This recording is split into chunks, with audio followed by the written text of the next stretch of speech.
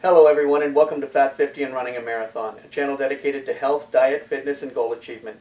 I'm your humble host Topher, and I hope you'll like this video, subscribe to the channel, and most importantly, I hope you'll weigh in with your thoughts, opinions, and relatable stories in the comments section. This is the Thick or Thin Thursday video for the 19th of September 2024.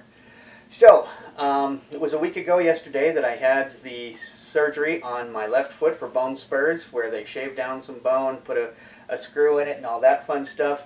Maybe I'll go ahead and take a picture of what it looks like now that now that the bandages have come off. I just came back from the doctor's office for my post-op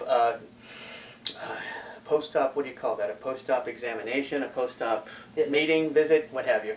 So anyway, he liked what he saw, said that everything looked pretty good. I've still got some redness and some swelling and some bruising, big surprise.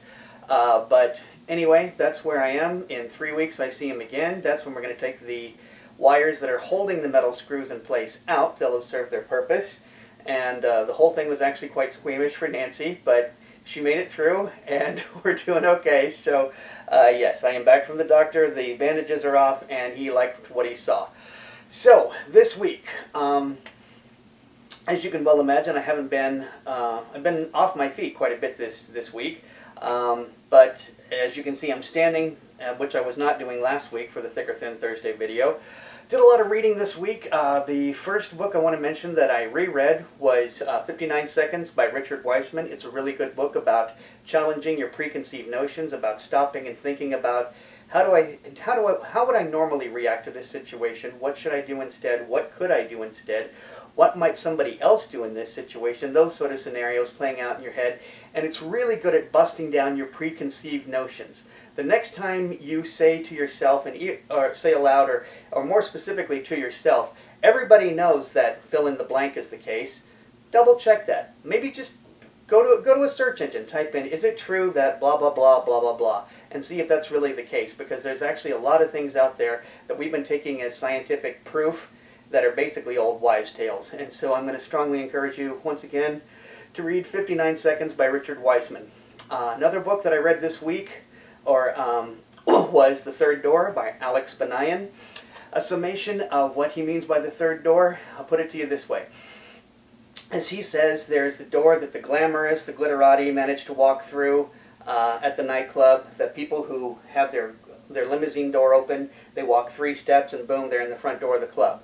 That's the first door. The second door is what the rest of us usually basically end up standing at, waiting for hours, trying to get in, standing in line, blah, blah, blah. That's the second door. The third door, as Alex Banayan says, is the one where you go down the alley, hang around the corner, bang on the service entrance, and get somebody to let you in that way. And so the third door is about using unique and different approaches to finagle your way into situations. My best take from the whole book, and I do plan on rereading it, but my best take from it is this quote, which is, "The best cure for nervousness is immediate action."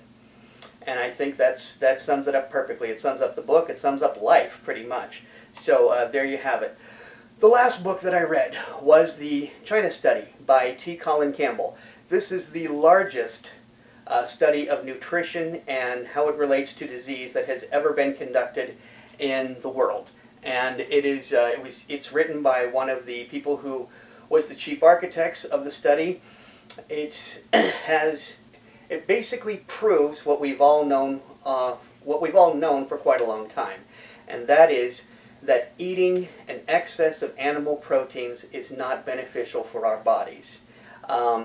The author is himself a vegetarian. He's not proposing vegetarianism. He's proposing substantially limiting the amount of animal proteins that we consume and showing how plant proteins, any protein that you're trying to seek, can be found in plants without the harmful detriments of animal proteins. And so basically we all need to be eating more fiber. We need to be eating more vegetables, particularly us Americans, because one of the things that was concluded by the study is that heart disease is almost synonymous with being an American.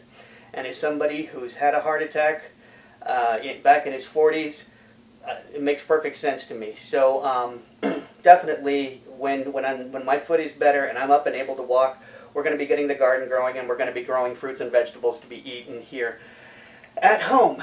The last thing I want to mention that I didn't participate in, but saw and feel like passing on to all of you is there's a series on Netflix. It's called The Playbook. I saw episode 1. It's only one season. That episode in specific talks about Doc Rivers, who was the captain of the Clippers when Donald Sterling made his infamous, where there was that infamous recording of Donald Sterling saying terrible things about black people and Magic Johnson and telling his girlfriend not to bring Magic Johnson and other black people to basketball games. And Doc Rivers was then put in the position of having to leave the Clippers after hearing that, after knowing that the owner of the team was saying these terrible things and what he experienced with that. Also talks about his time with the Boston Celtics, how he led an underperforming team to the championship. And in specific, what I really want to take away from that more than anything is the concept of Ubuntu, which is an African concept. Simplified, it means I am because we are. So it's basically an idea that none of us is an island. Each of us needs other people and other people's help. So once again, that's on Netflix. It's called The Playbook. I strongly encourage you to watch it. I'm going to be watching the other episodes, and if I find that there's some great insight in that too, I will. I've been noticing lately that I've been in having almost a desire, is the way I would put it, to listen to coaches, in specific because I have so many health and foot and related problems, and I've been thinking that maybe coaches are who I really need to be listening to, so I have been listening to a lot of coaches. So, that is the summation of the week. That's what I've been up to. I've been reading and watching TV, and, well, not so much watching TV, but I did watch that one episode of The Playbook. So, my question to you this week is, how are you as a patient? And I don't mean, do you heal quickly, do you heal thoroughly, blah, blah, blah. I mean, how are you as a patient? And I am so committed to finding out, for each of us to find out how we are as patients. What I'm going to do, and Nancee doesn't know this even though she's standing right next to the camera, is when this video is over, I am going to ask her to tell me what she has experienced dealing with me as a patient, having to take care of me, because I want to have some insight into what I'm actually like as a patient and see if I could improve in any way, shape, or form. And so that's why I'm asking each of you, ask someone who has taken care of you, what am I like as a patient, and really consider, are you a good patient, are you a bad patient, are you somebody who works against the person who's trying to help you? Are you somebody who basically accommodates the person trying to help you? What are you like as a patient? That is this week's questions, and I am hoping to see some answers to that in the comments section. So, thanks for watching, and remember, until next week, only by taking care of ourselves first are we capable of taking care of others. Topher.